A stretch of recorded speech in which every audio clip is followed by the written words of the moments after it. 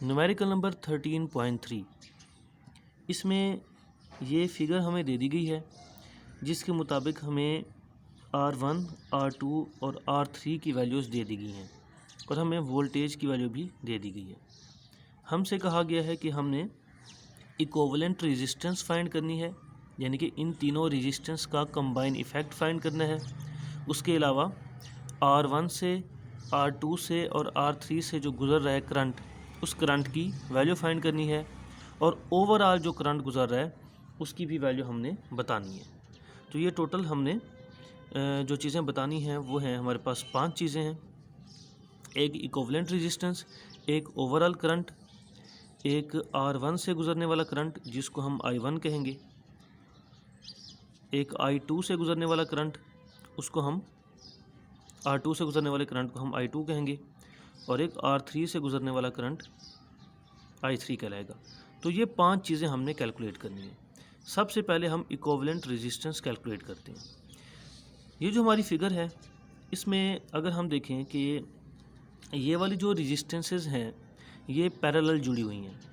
Parallel ऐसा circuit होता है जिसमें करंट के पास एक से ज़्यादा रास्ते होते हैं। जब करंट यहाँ पे पहुँचेगा तो अब उसके पास 2 रास्ते हैं कि वो इधर भी जा सकता है और ऊपर भी जा सकता है, ठीक है। और जो सीरीज़ सर्किट होता है उसमें करंट के पास सिर्फ एक ही रास्ता होता है। तो अब ये हिस्सा जो है ये पैरेलल है, तो हम पहले इस हिस्से को तोड़ के इसको सॉल्व करते हैं। तो इस हिस्से को हमने तोड़ दिया और अब हम इसको सॉल्व करने लगे हैं। हमें मालूम है कि जब रेजिस्टेंस पैरेलल जुड़ी हुई हों तो उनकी इक्विवेलेंट रेजिस्टेंस इस फार्मूले से फाइंड आउट की जाती है, 1/R equivalent is equal to 1/R1 plus 1/R2। ये जो इनसे इक्विवेलेंट मिल रही है इसको मैं R इक्विवेलेंट नहीं बल्कि R डैश का नाम दे देता हूँ, क्योंकि R इक्विवेलेंट तो हमने ओवरऑल इन तीनों की फाइंड करनी है, 1, 2, 3।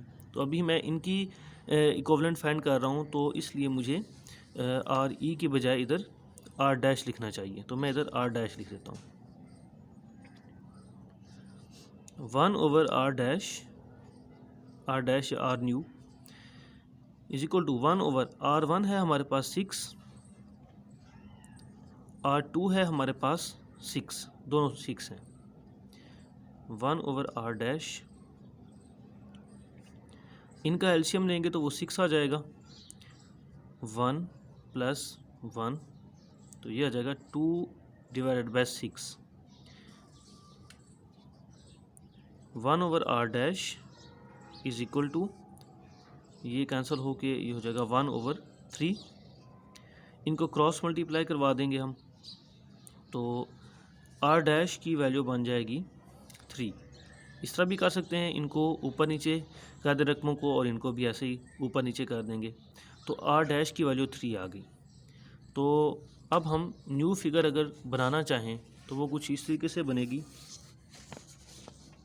कि ये जो हमने कैलकुलेट की है रेजिस्टेंस, उन दोनों को मिला के, इन दोनों को मिला के अब एक ही बन गई है, तो इसलिए एक ही ड्रा कर दिया हमने इधर, इसको R डैश करने लगे हैं, जो कि हमारे पास आई है 3 ओम।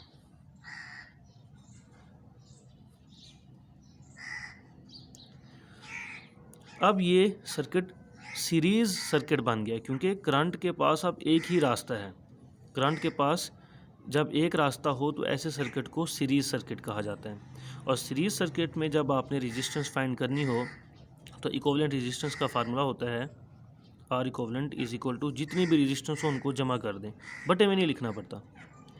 एक R डैश है और एक R3 है, तो ये भी 3 ओम है, ये भी 3 ओम है, तो हमारे पास R इक्विवेलेंट आ जाएगी 3 ohm plus 3 ohm is equal to 6 Om.